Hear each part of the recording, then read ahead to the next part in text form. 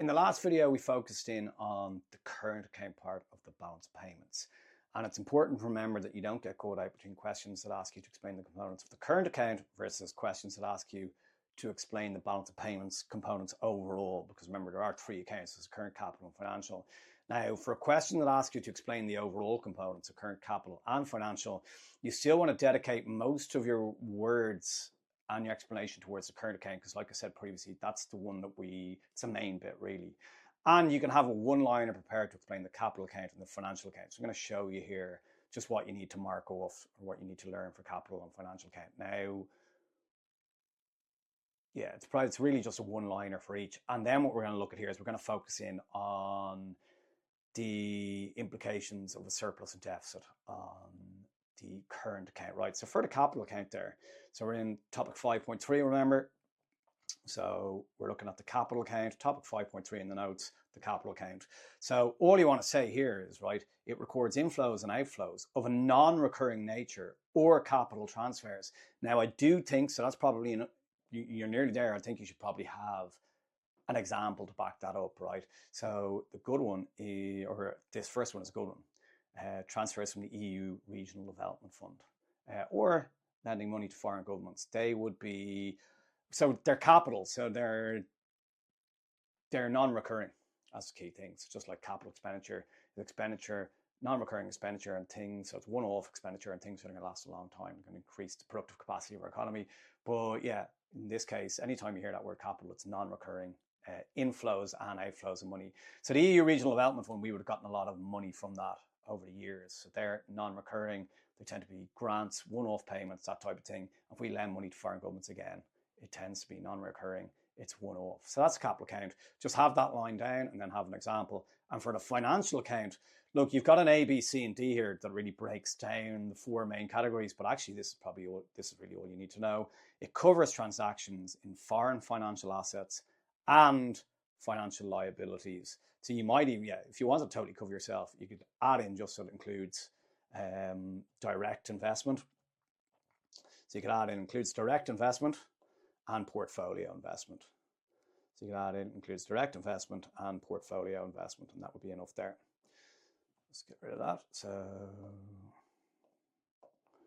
includes direct investment and portfolio investment. So you can include them in there. And I'll show you, if you look at the next page there, if you look at the next page with the balance payments formula, it is the current account balance plus the capital account balance plus the financial account, right? Remember though, even though all accounts are important, generally when we talk about the balance payments, we're talking about the current account. And the bits in bold here are the crucial things to learn about each component. So when we looked at that current account video last, I said, yeah, learn that off. That's how you explain the current account. But you see here for capital and financial, you just need a one-liner. So capital account, inflows and outflows of a non-recurring nature. So inflows would be funds receivable from the EU Development Fund. Outflows would be money we lend to foreign governments. Financial account, transactions in financial assets and financial liabilities. The important thing then to look at here is the consequences of a deficit on the balance of payments account and the consequences of a surplus on the balance of payments account. And this is the important thing here.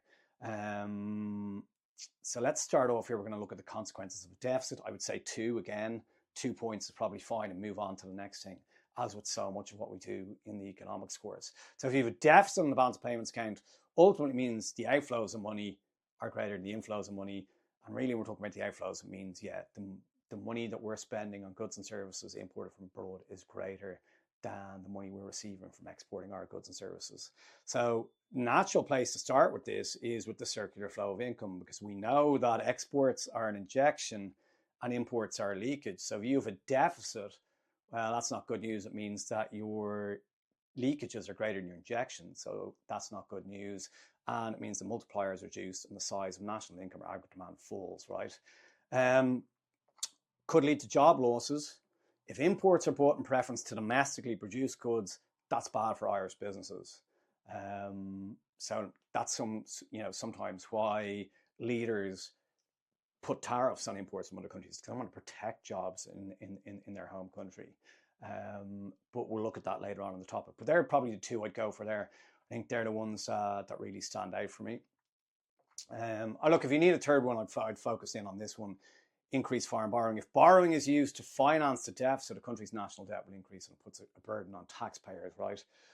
Then looking at two consequences of a surplus, again, an obvious starting point is you're increasing an injection. If you've got a surplus, it means the value of exports is greater than the value of imports. So it's an injection into the circular flow, and it's going to lead to magnify our national income, and it's going to increase economic growth. It's going to increase aggregate demand. It should lead to a rise in export-led jobs. So if we're saying that there's going to be job losses if imports are greater than exports, here it should lead to a rise in export-led jobs. And it might make it more attractive for FDI here. It might encourage them to come and set up in Ireland if we have a good reputation as a place to set up for big international companies. But I think 2 points on each side is probably enough there.